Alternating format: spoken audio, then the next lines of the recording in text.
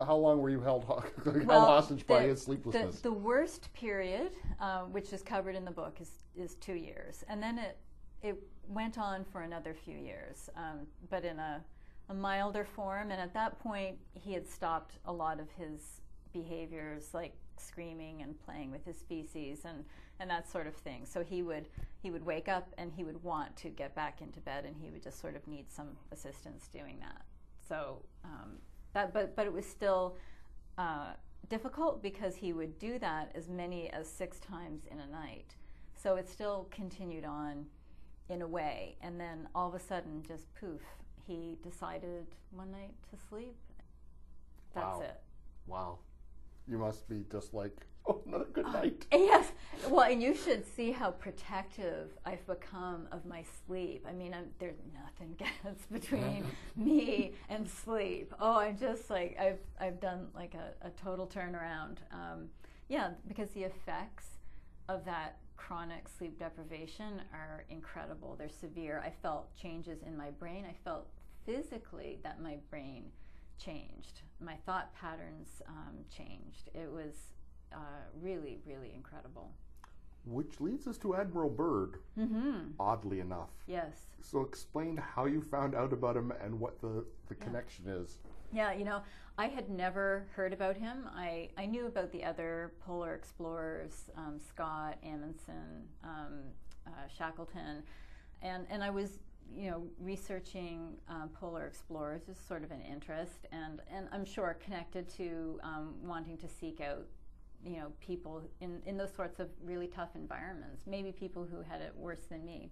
And then I saw his book, and I didn't know anything about him, and the title of the book, of course, was Alone, and I ordered it, and it's an absolutely phenomenal book, and it's one of my favorites. And so reading about his story, I mean, it's in 1934. He's on his second expedition to Antarctica, and he's got 55 men with him, and he decides to leave them and go 123 miles away and be in this hut implanted in the ice and take meteorological data. And his plan was to do it for 6 months, and he made it for 4.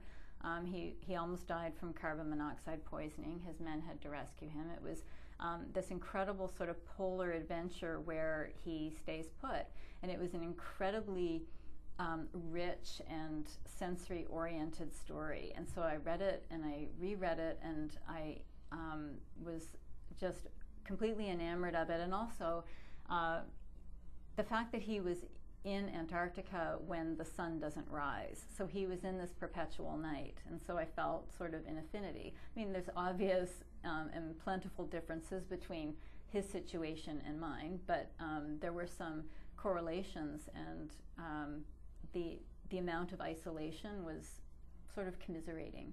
I want to talk about the sort of third string that runs through this, and that's jazz. Yes. How is it, do you think, that it works so well for Gabriel?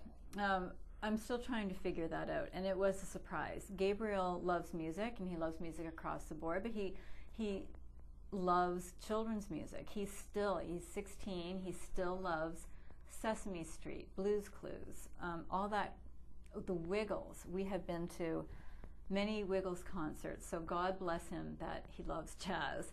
And it was a surprise to us, seeing his initial reaction to live jazz. The other thing that's kind of surprising about it, Gabriel does not have the auditory sensitivity that many people with autism have. The louder it is, the better. Wow, complete opposite. Yes. So we found that when we take him to hear bands that are in small spaces where he can be very close to them, the closer we are, the more immersive the experience is. And that's when you really see these really huge reactions in him. Now he's 16 now, so he's older, he's more mature, his reactions are much cooler. He's kind of a cooler dude, right? So we don't see that level of reaction as much, but it's definitely when we're in small spaces with a nice loud full band, then he really he would really go to town. The first few times that we took Gabriel, one of the things that I liked was that the musicians would sort of register Gabe's presence, and then they would just continue on, like it was no big deal. Like, well, they're cool guys. Right, they're Jazz cool is guys. cool. Let's face it. That's right, and it just made so much sense, and it was a place where Gabriel can go, and he can connect, and we can escape with him, and that's a big deal, and we're accepted.